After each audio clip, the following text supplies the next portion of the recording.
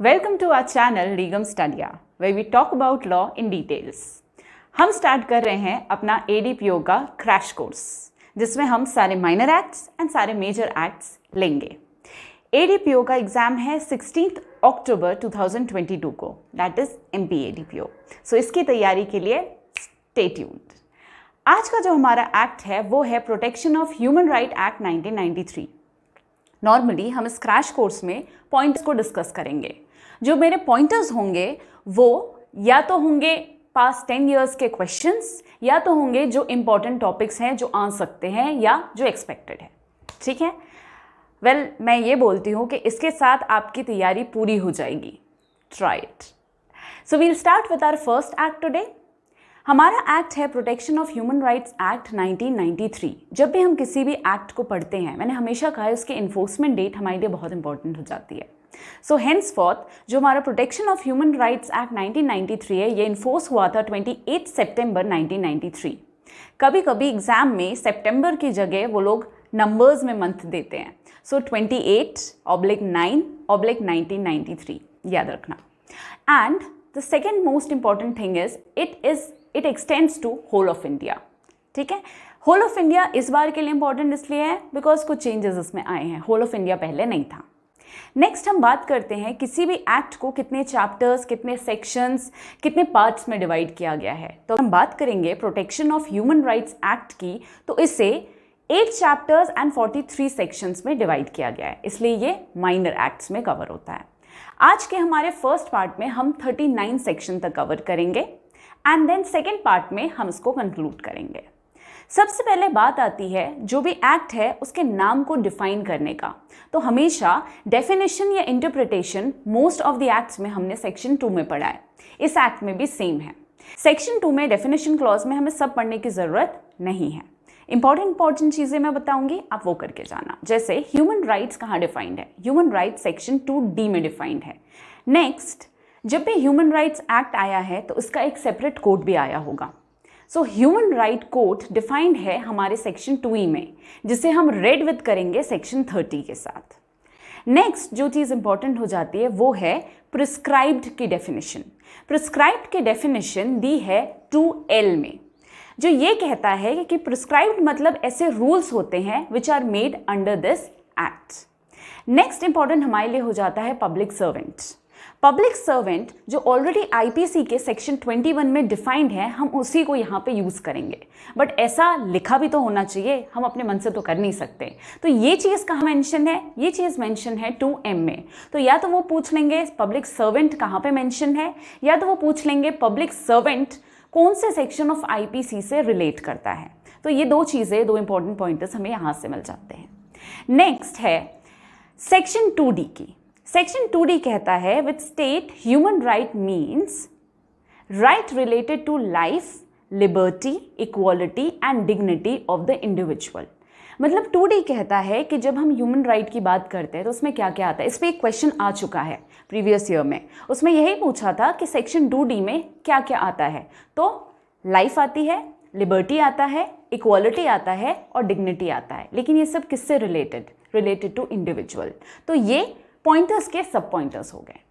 Next हम बात करते हैं constitution of national human right commission. हम दो कमीशन की बात करेंगे. पहला commission national human right commission, दूसरा commission state human right commission. National human right commission centre का है. So national human right commission के बारे में कहा दिया है सेक्शन 3 में. ये कैसे कॉन्स्टिट्यूट होता है, इसमें कौन कौन होंगे, ये हम सेक्शन 3 में पढ़ेंगे. तो एक तो ये इंपॉर्टेंट हो जाता है कि नेशनल ह्यूमन राइट कमीशन है. दूसरा इंपॉर्टेंट हो जाता है ये सेक्शन 3 में दिया है. तीसरा इंपॉर्टेंट हो जाता है ये सेंट्रल गवर्नमेंट के कंट्रोल में है. ठीक है. सेक्शन 3 में एक और चीज़ बहुत इंपॉर्टेंट हो जाती है, वो ये सेक्शन 3 के क्लॉज 5 में दिया गया है कि हेडक्वार्टर्स कहाँ होगा. भाई हर चीज़ का हेडक्वार्टर देना ज़रूरी है, ये हमारे लिए भी जानने के लिए इंपॉर्टेंट है. तो इसका हेडक्वार्टर दिल्ली में है, ऐसा 3 क्लॉज 5 में दिया गया है. या फिर जैसे भी सेंट्रल गवर्नमेंट को सही लगे वो इसके हेडक्वार्टर्स को रख सकता है. नेक्स्ट हम आते हैं सेक्शन 3 में. जो नेक्स्ट इंपॉर्टेंट टॉपिक है वो है कि इसके कमीशन में कौन कौन रहेगा. एक क्वेश्चन आया था लास्ट ईयर के क्वेश्चन पेपर में कि नेशनल ह्यूमन राइट कमीशन, जिसे हम NHRC भी कहते हैं, मैं शॉर्टकट यूज़ करूँगी, जिसे हम NHRC भी कहते हैं। इसमें कितने मेंबर्स टोटल होते हैं? तो इसमें टोटल 5 मेंबर्स होते हैं। पहला, एक चेयरपर्सन होगा who should be chief justice of India और जज ऑफ द सुप्रीम कोर्ट। मतलब जो चेयरपर्सन होगा उनको चीफ जस्टिस ऑफ इंडिया होना पड़ेगा या फिर सुप्रीम कोर्ट का जज होना पड़ेगा। नेक्स्ट, सेकंड जो एक सिंगल मेंबर होगा वो कौन होगा? हु हैज़ टू बी या हैज़ बीन अ जज ऑफ सुप्रीम कोर्ट, जो सुप्रीम कोर्ट के जज रह चुके हैं। Next, one member who has been chief justice of high court. एक मेंबर हमें ऐसा भी चाहिए जो हाई कोर्ट के चीफ जस्टिस रह चुके हैं। One member out of 3 members, मतलब 3 और मेंबर की हमें ज़रूरत पड़ेगी, जिसमें से एक मेंबर वुमेन होना चाहिए। अब इन 3 मेंबर की क्या क्वालिफिकेशन होनी चाहिए? इन 3 मेंबर को प्रैक्टिस एक्सपीरियंस होना चाहिए ह्यूमन राइट्स से रिलेटेड। अगेन इसमें 1 वुमेन का यहाँ पे रिजर्वेशन दिया गया है। ठीक, नेक्स्ट हमारा आता है, इसी में कुछ और हमें एक्सपीरियंस मेंबर की ज़रूरत है, जैसे कि कुछ मेंबर ऐसे होने चाहिए जो schedule caste, schedule tribe, other backward classes के नेशनल कमीशन के हेड रह चुके हैं, ये चेयरपर्सन होने चाहिए।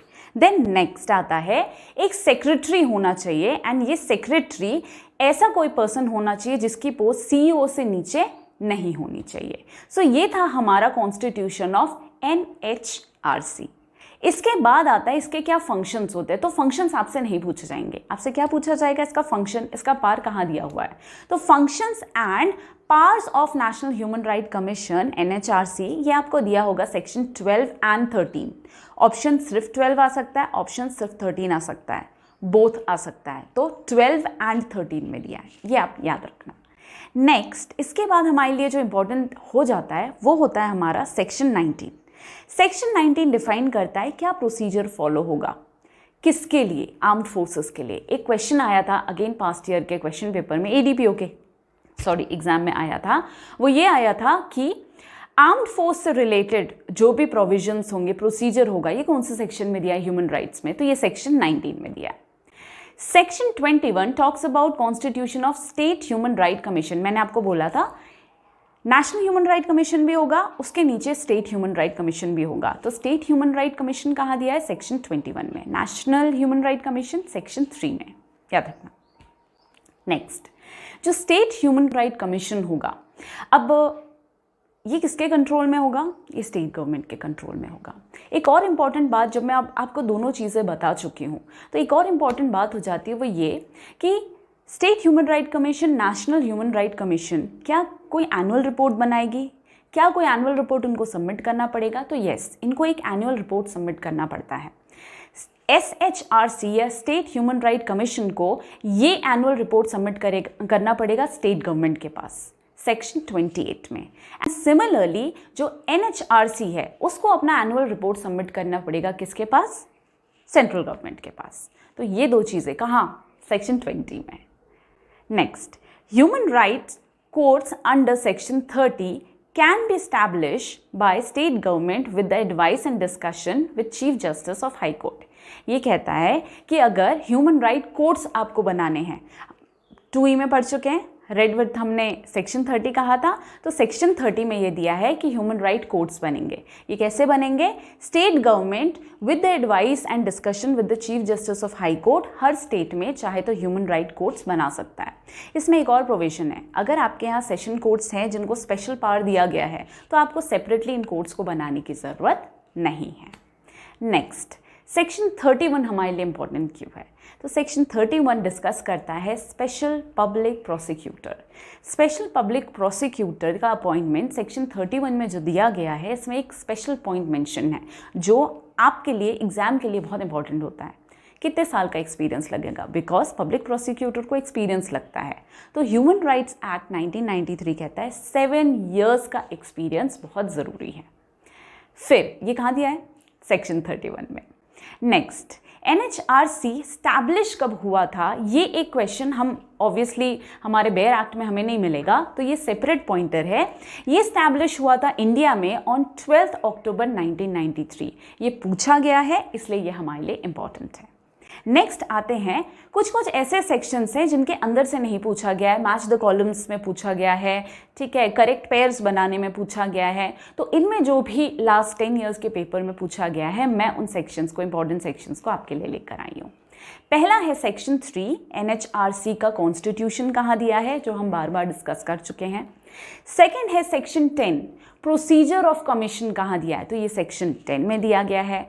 फिर हमने पढ़ा था powers and functions, functions and powers, तो फंक्शंस ऑफ द कमीशन कहाँ दिया है, 12 में, एंड पावर्स कहाँ शेयर किए गए हैं, 13 में।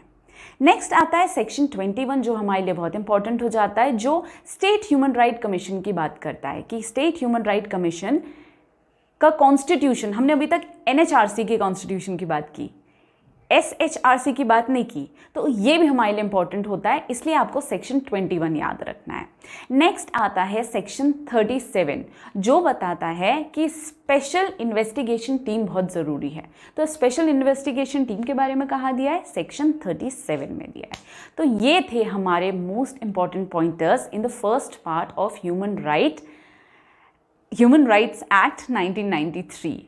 फर्दर पॉइंटर्स के लिए हमारे पार्ट 2 ऑफ दिस वीडियो को मत मिस कीजिएगा। टेंशन नॉट, पूरा रिविजन यही होगा। So stay with us. Thank you.